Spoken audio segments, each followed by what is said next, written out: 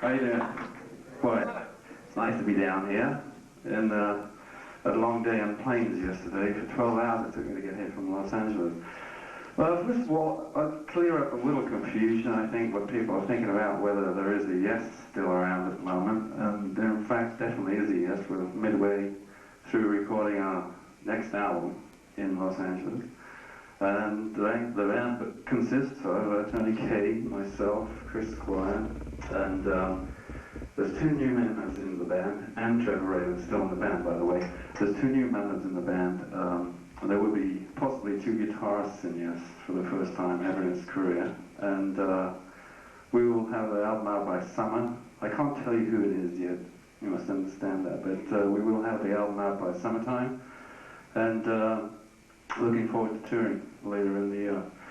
And I must say it's one of the strongest lineups of Yes that there has ever been as far as I'm concerned, and it's just a joy to play with it, including the music which we're writing. The writing at the moment is excellent. Very much in a Yes vein, but using some of the older style techniques of Yes music. And it's going to be really worth listening to.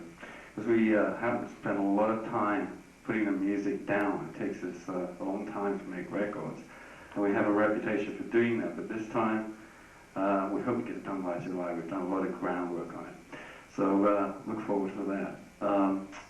When you think about asking me some questions later, because I will in fact answer questions not on everything like you said, my private life I keep to myself, but ask me mostly, you know, a lot of things about Yes. I'll answer questions and technical questions, whatever you like, how we approach studio work and lots of different aspects of the band.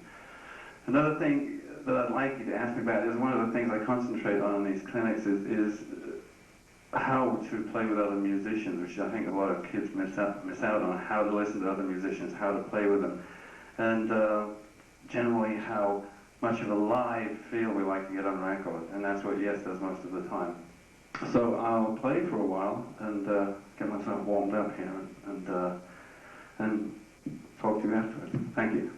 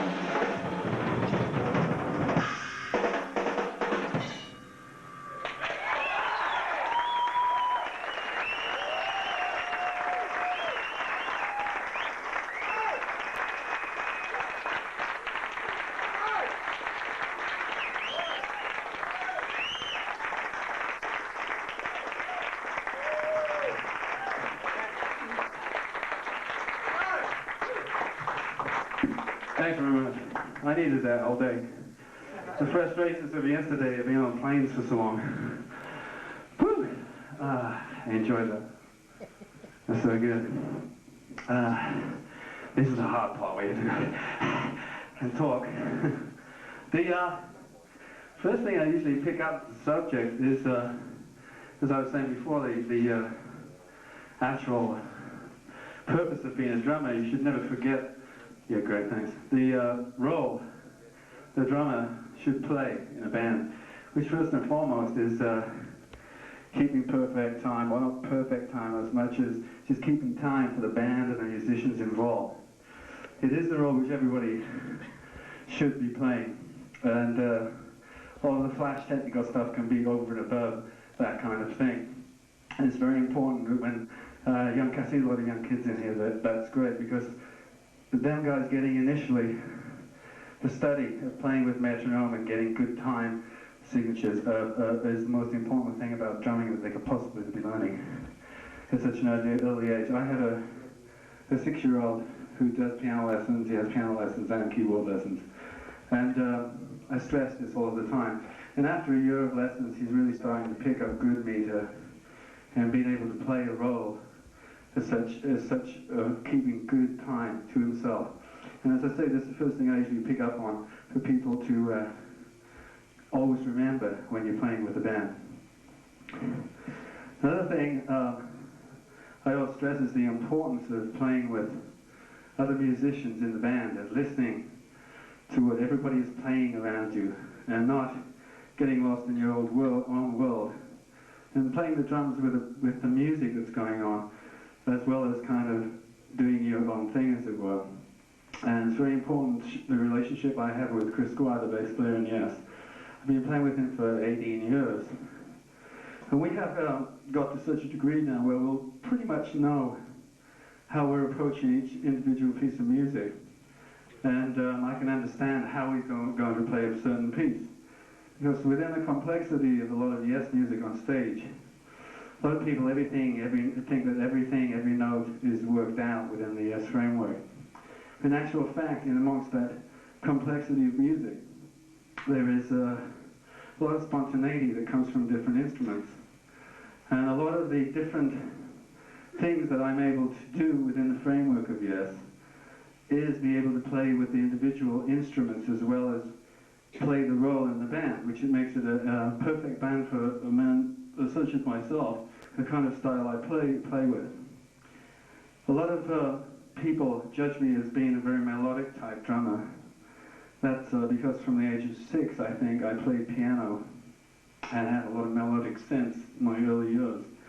And when I was 12 years old, my uncle was a drummer, and he said, I was kind of pounding the keyboards very, very hard and very percussively, and playing them very rhythmically, breaking them sometimes. So he said, we better get this guy something to pound on, get his frustrations out, which led to me getting a set of drums at the age of 12. And that led to me, Ludwig were the first drums I ever had, and I've been playing Ludwig for 28 years since then. And they've always been fantastic for me, and the company's always done well by me. But we'll get into that later. The point I'm getting at really is the fact of listening to people around you. Within Yes, there's no reason why I can't go off, say, in a guitar solo and play with the guitarist and not the bass player. Because the bass player in Yes has a very, very lead bass type style. It plays lots of melodies. So sometimes I just leave the bass player to fend for himself over there, and I'll play actual whole solos and play parts of the solos with the keyboard player, which leads to other kind of interesting forms of music as far as the rhythm section goes, because that takes us into other areas. And during the creation of a Yes album, a lot of the complexity in the music and different pieces of music come from those kind of things, of not having any boundaries within music, and taking the percussion instrument and following any instrument within the band to a certain degree, to a different direction, and being able to come up with different tempos, different attitudes toward different pieces of music. And it has led to some interesting music, because Yes is really a band that knows no boundaries. It really is a band that kind of sees no horizon, as it were. We're always trying to see over the horizon and create new music, new direction, new sounds, and get them down onto disc. It's been interesting for like the last 19 years working with a bunch of musicians who have been creatively individual as well as together in that sense where nothing really is the end of the day. It's finished product. Until we've taken that song, completely torn it to pieces 2 or 3 times to find out all the avenues where the song can possibly go to. And it's a great stage for a percussion instrument to be doing that. Because, as I say, you can explore lots of avenues as far as time signatures and different areas. As you saw, I played changes there, which is something that I wrote on the piano, and wrote it from a rhythmical sense, basically. And then that turned around, and I had to apply the rhythm to what I'd come up with on the piano. Funnily enough, most of the things I do write on the piano like that, I find it very, very hard to create a drum rhythm to go with it. It takes days and days to find exactly the right thing. But usually we turn around and come up with it. So the other thing I want to touch on is this wonderful kit here. I thought Joe did such a long intro speech here. I thought I was going to have nothing to talk about when I got up here. That was about the best one I've ever had, I think. So anyhow, this kit is a beautiful kit. You know, I must say, all the clinics that I've done, this kit is really sounding absolutely wonderful compared to some that you do get. They're all great, but this one's got a little bit of a flair to it. And I really enjoy the sound of it. And I'll sign it, and I think they're going to be giving it away. Is that right?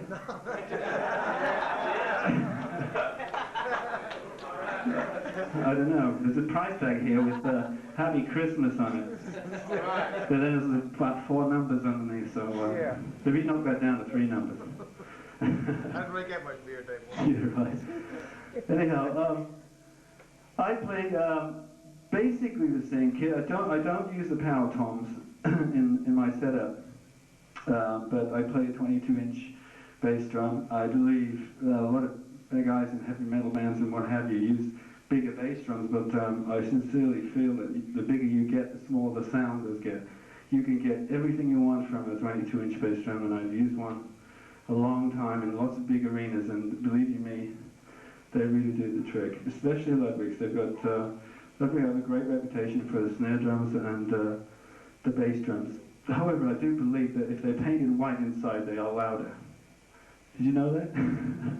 The early drums in the late 60s, early 70s used to be painted white inside, and I think they were louder, but I've had this argument with Bill Ludwig many times because how can it be louder? It's just a different color. But anyhow, I use basically the same kit without the power tom. See, I use just a conventional 13 and 14 on the front of the kit here. I have the die-cast tubes, which you can't get die-cast tubes anymore, right? You can still order them? Yeah. The on top and bottom of my snare drum and all of my toms.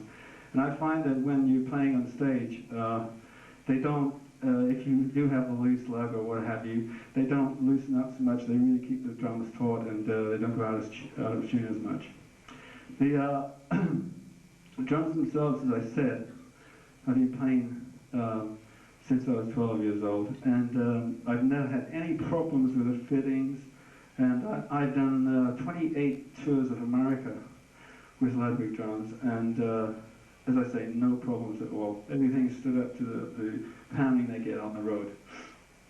I've always played Zildjian cymbals. This is a 22 ping ride. And I was telling Joe this afternoon, I'm thinking of taking it with me because this is a really good one. I was just playing it this afternoon. It's got a really hell of a sound to it. I usually use two inverted chinas here. 16 and 18 crashes, and then I usually use a pang or a china on the other side. 14-inch quick beat hi-hats is what I always use. I used to use a Speed King for many, many years, which is a very famous pedal that Ludwig made originally. And that has since been taken over by DW, but we don't tell the people from Ludwig that.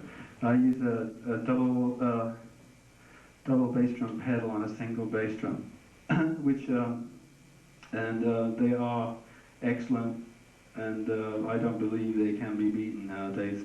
But I do like playing the Ludwig one, but this one just has got the edge on it. The electronics you see here, I endorsed a company called Dynacord, and this is an Ad 1. But I must stress that I've always been an acoustic drum player, and I always will be, basically, and all the electronics that I ever use are purely to enhance the actual acoustic sound. I have, in my drums for on stage, playing with Yes, I have a double rack behind me with my own mixer, and I have two of these Ad 1s that are MIDI together. Now inside each of these boxes is 127 different drum kits that you can program and set the sounds up, loop the sounds, or you can actually sample into the box. And I can play guitars from this box too. I just mostly kind of glass type guitars, and not so many loops, because once you get into doing loops within a band, it's very hard on stage to keep exactly the right meter so the loop is actually in time when you get around to it. But you have to be very, very strict with yourself in that way. I have numerous effects. I have an MTM, Simmons MTM, and we can create lots of tricks, but there again I will stress that I am an acoustic player first and foremost. And on record and on stage, we go for the acoustic sound more than anything else. No samples or anything of that nature. We try and get everything out of the acoustic drums we need to. My drums themselves are all have numerous triggers in them. I have, has anyone heard of a guy called Wreak Havoc? He has Havoc Productions, and I have his triggers inside the shells that mounted about an inch down from the head, and in the bass drum, and all of the toms, and the snare. And inside the snares I have the main system of internal miking. Now I can trigger each or both of these Ad 1s MIDI together from every drum in every aspect, external miking, internal miking, and also the triggers inside of the drums. Then, usually what I have is a set of Dynacord pads that exactly copy, usually they'll copy exactly the kit I have set up, but with different tonations to them and different sounds, but basically set up in the same way. So I can actually trigger from all aspects. I cover myself in every way as far as triggering samples. I've been able to come up with the different things that a band like Yes needs in different certain parts of the songs. But as I say, it's a very interesting field. Things move, change every day in electronic field. And now we're moving on to the Ad 2, which is, for those of you who are technical minded, it's 16-bit information, whereas the Ad 1 is only 8-bit information. It's a lot quieter, and it's basically as clean as you can get nowadays. And you can sample anything into the new Ad 2. So, having covered all that, you guys have got to ask me some questions. I'm going to let you do some work. Yes? Yeah, excuse me, how you get your inspiration about drumming? What's your first drumming influences are? My drumming influences. Well, as I say, when I was 12, it was kind of a Beatles era in England, and I think Ringo Starr was one of the first guys I was listening to in that area. I remember the first day I came up with a double bass drum beat going boom, boom, boom. I thought it was the end of the world I could actually play like that, you know, in those early days. But Gene Krupa, Buddy Rich were all early influences of mine until, you know, through my teens. And we used to play lots of Beatles songs on stage. But let's say I had a drum kit from the age of 12. 3 months later I was playing on stage. I seemed to be a natural progression for me through the instrument.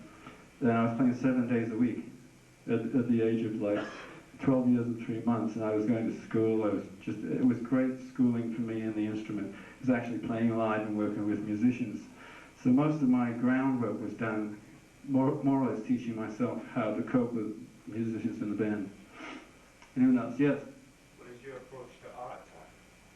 To what, sorry? To art time. To your time? Art. Odd time? Oh, it's the accent down here. It's my English accent. Odd time. Okay.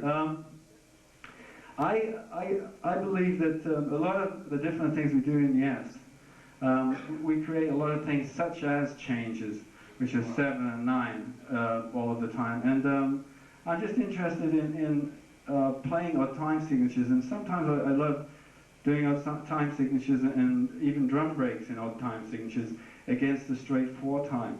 I just think it makes the whole, it's interesting for the band to move into another dimension of playing 5s and 7s and 9s and things of different areas like that. We've even experimented with things like 9/8 and different things like that, some Bulgarian music and Moroccan music have things like that. But we all love playing it, even though there has been a trend for everybody to try and get back into playing the normal 4s and playing rock and roll. But you can be very clever about the way you play it. You can play odd time. You don't have to be a jazz musician to play odd meters like that. You can apply it to rock and roll and play it heavy too. And that's the kind of thing that I really enjoy within the framework of orchestral kind of rock music, as it were, which we play. And I've ever since the age of 18, I had my own band in England with a 3-piece horn section, and we've been basically experimenting with all those areas since then. And I like it, especially if you can make. From the age of 18, I believe that I wanted to make the band swing, but there's no reason why you can't get the band to swing heavily in 7 or 5. And that's when you're really winning, when you can do that as well as play heavily in 4. Yes. You always been a rudimental drummer? I mean, things been growing, more rudimental. I think, well, in the early days when I first started playing, I'd read the books, and I'd have a certain amount of lessons that I went to, and then I thought, well, this bit's okay, but I thought the guy was trying to teach me how to play like he played, and I had a kind of opinion that I wanted to play like I wanted to play. I was very mixed up about all of that, so as a result of it, I only had about 6 months of lessons, and I took it from there and just applied it to my own style, and basically from then I think just search for my own sound, my own style, and my own melodic type way of playing within the framework of music. But as I say, I went through all of the basics. A lot of the reading abilities I have came from playing piano, basically, and moved up to the drum kit. Yes? And some of the longer songs you've written, yes, with a lot of different type sections in them, like for instance, Gates of Delirium.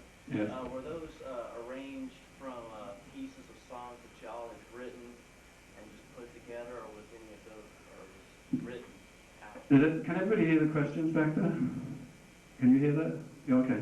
Anyhow, a lot of us will come along with a basic idea for a song. I mean, either in those days it was either John or Steve. You come along and say, our basic feel for this track could be like this, and then everybody starts working on it.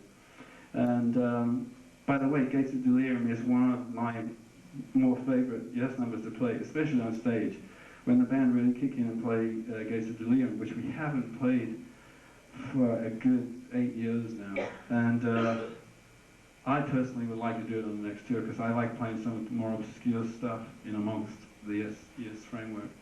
And anyhow, we'll come along and we'll piece these together. My role usually is I write a lot of the kind of fiddly bits of music in between songs and links and different feels, like all that section, all that stuff. I came up with the ideas for taking the band in that crazy direction, and then there's a battle between the keyboards and drums, which is a very funny sight to see when we actually recorded it.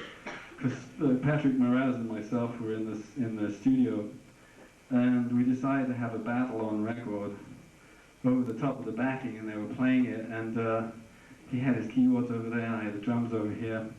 And in the making of Gates of Delirium, in fact, the whole of the album, Relay, I used to pass this junkyard on the way down to Chris Squire's.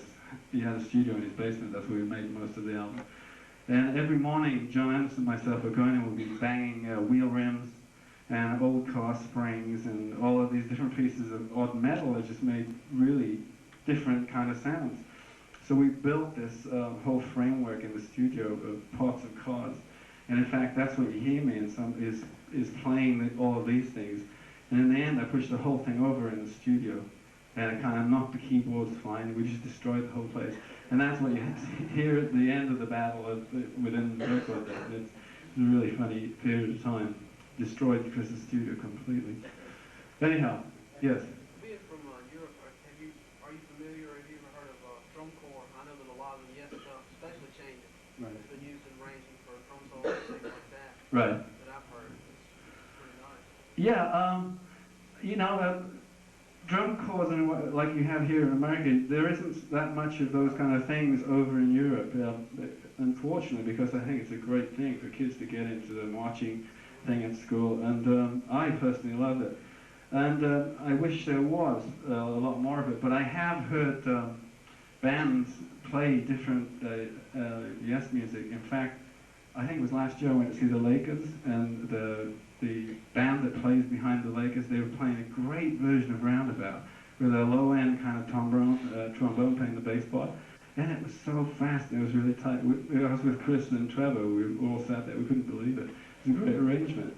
But I do like, I get interested in all of those kind of things. In fact, earlier this year in March, I went to Lancaster, Pennsylvania, and I played 3 evening concerts with the Lancaster School of Percussion, which is just a high school kind of percussion band. But all they do is play Yes music. It's really fantastic. They sent me a tape and said, will you do it? They play orchestral pieces, but the whole last 3/4 of an hour of the set was myself playing the drums, and these guys were great. They play Roundabout, they play Changes, they play parts of Delirium. They picked out some of the really more obscure, odd timing, odd melody kind of stuff that Yes has done over the years. And they were great. It was just an enjoyment playing with them. They made me videotape, and it just boosted the kids. And in fact, I was talking to Joe earlier today about initiating possibly that within some other clinics. So, you know, I know in San Diego there's a very good band that plays a lot of Yes music, and it would be good. The kids really get a kick out of doing it with a guy who played on the record as well, and it bumps them up there. So I enjoy that a lot. Yes. I've got the program to the Going for the One tour that you did about 10 years ago, and in it you're listed as playing 18-inch hi-hat cymbals. And I was wondering, is that a misprint? That was just a real crazy period I was going through. I had the belief that we wanted to get onto record. We'd hear things like these real big Bond sounds and these real crashing. I thought, well, why do they keep them that size? Let's make it. No, there was 16-inch. Actually, it was 2 16-inch cymbals, a heavy gauge and a light gauge cymbal. And I got to, I put a normal hi-hat stand with it, and I used to beat the hell out of these things. And it was always out of balance with the rest of the kit, basically. And but I was just getting a kick out of it for a while. Also, you were listed as playing North drums. That's right. And I've seen various pictures of you through the years, and your kit always seems to be changing. When you had the round stage, it looked like you had 3 toms on top of the bass drum. Right. And I even got an old tape of you a few weeks ago. It looked like you were playing a couple of timbales. That's right. Those are different periods. How has your kit changed over the years? The reason usually is to accommodate the kind of music we were playing on stage. Basically, I moved from one kit and make additions to there's some sets I used to do. I used to have steel drums in with my whole kit for playing lots of different areas of percussive type metallic sounds. I used to have, as you say, the North drums were on a double round stage. I only used to use them for about 15 minutes of the set. The whole thing used to turn around, and I'd play the North drums and then turn around again. If you could see the roadies under the stage, it was great because they had to unplug the whole thing, plug this other whole thing in, and some nights it didn't work, and it used to be an absolute horror show, and people screaming at each other.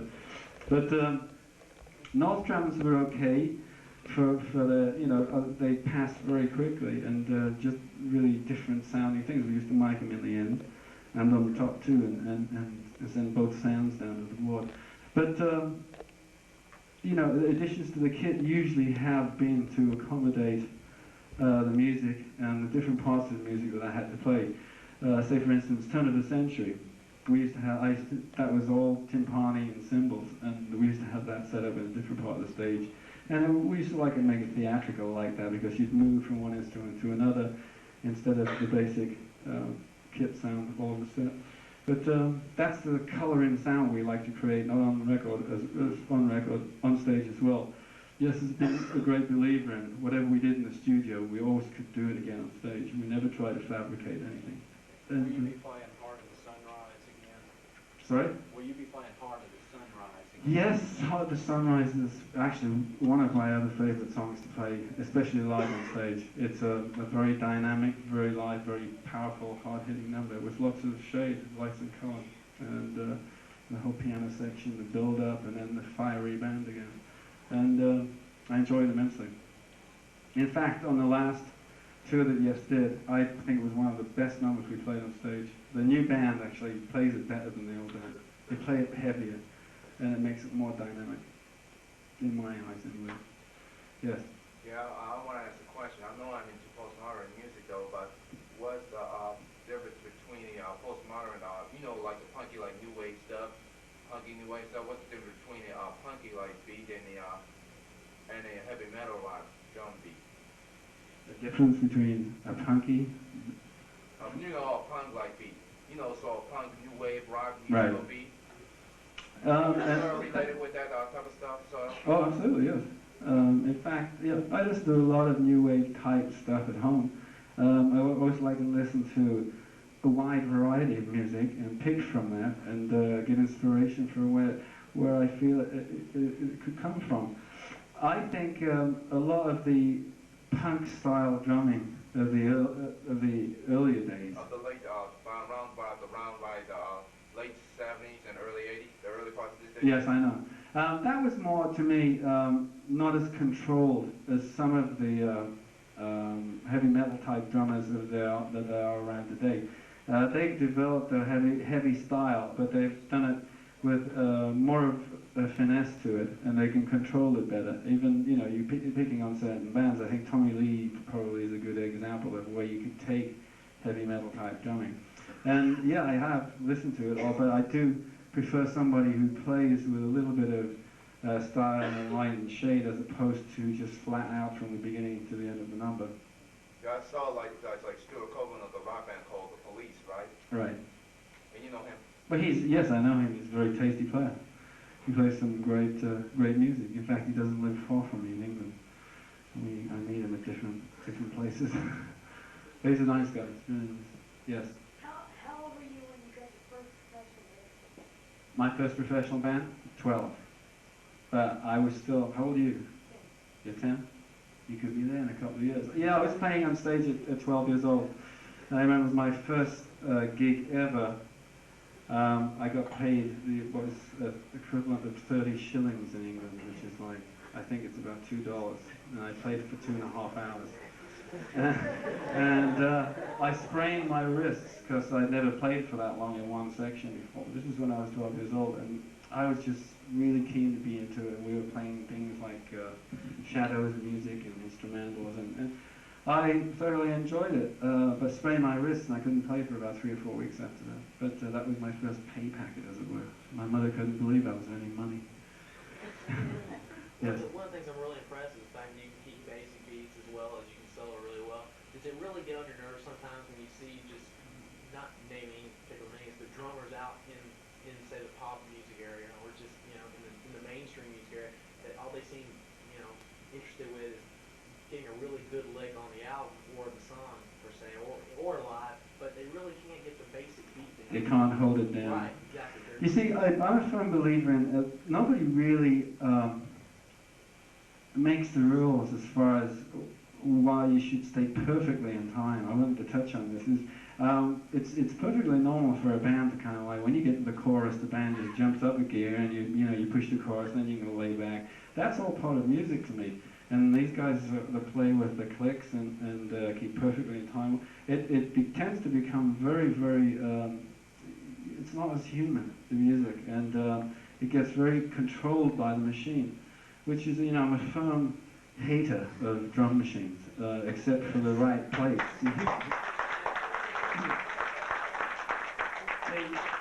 Basically, if they're used within the framework of writing music and you use them for that purpose only, it's fine to keep them over there. But please keep the humanism within music, because it's great. I like, you know, sometimes Chris will turn around and he say, chorus is too fast, we'll go slow. I said, no, it's happening. Look at everybody's face. And you just got to go with it and take the band to those elevations. And then you realize, oh yeah, it is happening. You know. Yes. Well, I'm not against I'm not against electronic stuff or even not even drum machines. Most times they use drum machines only for rap musicians. Rap musicians don't use drum machines. You know? Well, it's perfect for that kind of thing because you just go switch it on and start rapping. Yes. Stuff you would think like rap music, drum beat up front, nothing in like the songs, or they just like some should be ignored. Oh, I think it's very important. I think to have that. I mean, it's very impressive for the instrument as a whole, generally, to have drums right up there. I mean, and a lot of bands, even outside that framework of music, do that. Drums nowadays are a very important instrument, and played right and played with a sense of. You can play that with a sense of melody as well as just thrashing away as well. You just have to really tune yourself in where you want to go within the song and where you want to take the music to. And as I say, in the last 10 years, drums have done a big turnaround, and now the drummer is one of the most important musicians in the band. Yes. Yeah, on the last two albums, 915 and Big Generator, you really got a much better response, lately from the American audiences. Right. Do you feel like, did the record executives really try and push those last two albums to get the American audiences through the pop? No, not really. I think 90125 was really kind of like a rebirth of the band. I mean, I don't know if you know the story before that of like how we met Trevor, and we were going to call, there was Chris, myself, and Trevor originally, and we were going to call the band Cinema, and we finally had almost completed all the backing tracks to 90125 before John Anderson ever got involved in the band again. We were cutting the last track. He came along and he said, oh, I don't mind singing on a couple of songs, and we sang on a couple of songs, and it sounded so much like a modern day Yes that we really couldn't call the band anything but Yes again. And there was a turn back towards this kind of sound, but with a kind of more modern approach. We rehearsed for 8 months to change the approach to the sound of the band, which was a little heavier, but still as musical, and still as interested in kind of doing pieces of music that nobody else was playing. And that's basically what has happened again this time. We have now turned around, and as it were, it's like a pre-90125 feeling for me right now, because we're coming up with some music that's very interesting, and it's moving forward into the future. It's music of the 90s, I consider it, and it's going to be, if we can get it on record as well as some of the demos and some of the live playing has been, it's going to be a good album. Yes.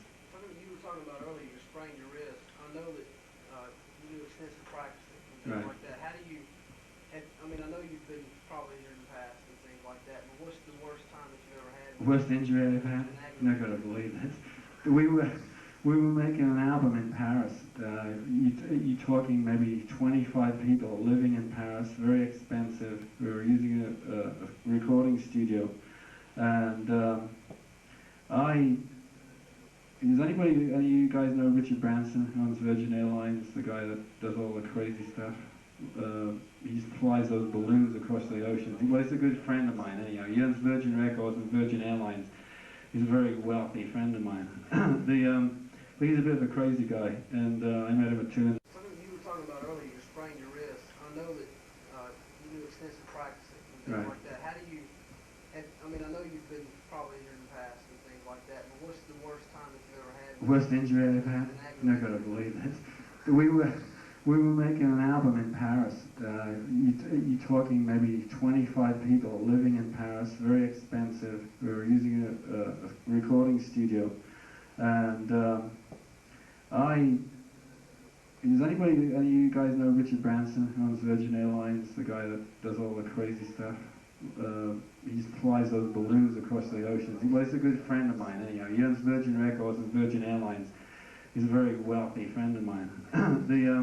He's a bit of a crazy guy, and I met him at 2 in the morning, and he asked me to go roller skating with him in this nightclub in the basement. And we went roller skating. There was only one set of roller skates that fit both of us. and I happened to grab him first. I went 3 steps, I fell over and broke my ankle, but it was a bass drum. And we were right in the middle of the backing tracks for a new album. So I hobbled, I didn't know I'd broken it then. I put my cowboy boots back on, and he grabbed the skates, and he went halfway around the dance floor and fell and slipped a disc in his back. So we both hobbled out of this place, only to go to hospital the next morning. They had to cut my boot off because my foot was swollen up inside, and I couldn't do anything with it. And I said, I hope so. I thought it was just like twisted. And I said, look, I'll be a little bit late today, guys. I twisted my ankle. Maybe you can do some vocals for a couple of days. I went to the American hospital in Paris, and they put a cast on my leg up to here. And I called the band in the studio. I said, you're not going to believe what's happened. Nobody would believe me. So I went into the studio on crutches, and I walked in, and everybody just like, their whole face dropped. Because we were busy recording all the backing tracks, and we had to cut the album short right there, and everybody went home back to England. But I was doing a tax year out of England, so they left me in Paris on crutches for 3 months by myself, hobbling around. That's where I learned to speak French. Yes. Yeah, excuse me, in your original drummer, or actually just the new drummer of the live band, of the new and improved, yes? I'm not the original drummer. Bill Griffin was the original drummer. Yes. And he was with the band. In fact, he wasn't, a lot of people don't know this, he wasn't the absolute original drummer. They had one guy before Bill, but it was before the band really had named itself. And he was studying at university. They asked him to join, and he was with the band for 3 years, no more than that, 4 years, almost 4 years. I joined the band in July '72, and if you work that out, I've been with the band 18 odd years, thereabouts. 19 in July, I think. Yes? Do you have any kind of formal music degrees? I did, not in percussion. On piano, I played piano until the age of 15, no, 16, I was 16 when I started playing piano. And I went through all of my theory and all of my training up to teacher's degree as 8th grade in England. I studied right up until that, playing the piano. So that's my musical training. From then on, it was a question of myself, teaching myself how to apply myself to playing with bands as I usually get into that subject. Yes? It probably doesn't happen much anymore, but especially when you were younger, did any of the band members try to tell you how to play a certain part? Oh yeah, but at the same time, I was always a little bit rebellious. I'd always try and say, yeah, this is good, but how about if we try this bit like this? And I was always experimenting with new ways of how to play and apply percussion within, with songs that already were standards and what have you. So as I say, from then on, they kind of gave up trying to tell me what to do, because I'd say, no, it sounds so much better like this. And I was just being very strong in that area. Yes? Has anyone approached you about doing any drum videos? Or? Yeah, I've been approached, and quite frankly, I'd love to do it. I've just never seemed to get the time to sit down, because if I want to do it, I'd like to do a video on that subject of applying the instrument and playing with different areas of music with different bands. And I think that would make it an interesting video for young kids who are growing up with the idea of playing with other people. There's plenty of videos out on rudiments and all of that area that they can get enough from those videos. I'd like to touch upon the more how you apply the instrument. And maybe in the near future, if I get time to do it, we'll do it. But I'd like to do it properly if I'm going to do it. And get a storyboard and work it all out. Yeah, you were going to say. You said Trevor Raven's back with you? Trevor's out doing a solo tour right now. He's doing, I think, about 15 gigs with his own little band to promote his last record. So is he coming back with? Yeah. Yeah, Trevor will be starting in January. He finishes, in fact, when I get back to LA on Wednesday, I'm going straight from the airport to the Roxy, to play in the Roxy in LA. And we're going to go up, the whole band's going to sit in front of the stage and go, okay, entertain me. Will we be doing the vocals on the new one? Trevor will be doing, I'm sure, a certain amount of vocals. The guy's very talented, he's got a good voice, and a lot of writing probably, but he won't be the singer of the band, there's a new singer yet. It's going to be exciting, that's for sure. Yes. Yeah, excuse me, I know some of your drum beats are sort of reggae-like related beats. Right. And your drum beats are sort of reggae, like progressively reggae-like related, sort of? Like relayer? Yeah, reggae. Yes, reggae, yeah. Yeah, I love reggae music. I spent quite a lot of time down in the Caribbean. I used to collect all of those old singles where they used to have really odd sounding, where the bass player's the loudest thing in the world. And they put these boxes out in the street, and they physically shake your car as you're going by. I love reggae music. I love all kinds of music that's good, and I like to use it within the framework of yes music. I also like all different types of music. I know I mainly like temporary gospel music, but also I like sort of new wave stuff, you know, sort of new wave funky like stuff. Right. But it's got a sort of like a reggae like significance in it, you know. Sure. I mean, it can be applied to all different areas, as I was saying. And using it within a musical band like Yes is even as interesting because it's the last thing they expect you to do. And sometimes we enjoy doing the last thing that somebody expects you to do. Yes. Has there ever been a time when, say, you and Chris Squire were sitting down and working on part and you just amazed yourself? Just absolutely just That we pulled something off? You and him just did something, sound like an ESP type thing between you and bass player. Yeah, absolutely. It happens all the time within music, especially when you've been playing with a musician for as long as we've been playing together. We'll do things and look at each other and go, well, I didn't know we were going to end up there, kind of thing, you know. And you find yourself in a piece of music and you made it. And then recreating that is very difficult. Yes. Yeah, I've seen a couple pictures with you playing the white-coated heads, and now you're playing the Lovely Rockers. Which one are you? In fact, these just came with a kit. In my kit, I use orchestral heads, which are kind of not as durable as these heads for rock and roll. And Got the white head? yeah, and they're kind of thin, and they're great. You can get a really good tone out. Sorry? Are they coated? They're coated, yeah. They get a really nice tone out of it. They use more in orchestral areas and for things like that. But I think, seeing as I can change the skins quite a lot because they donate them to me. And I just like using them. I've used them for years. You don't like the double fly, like the Evans hydraulic or anything? I've tried a lot of them.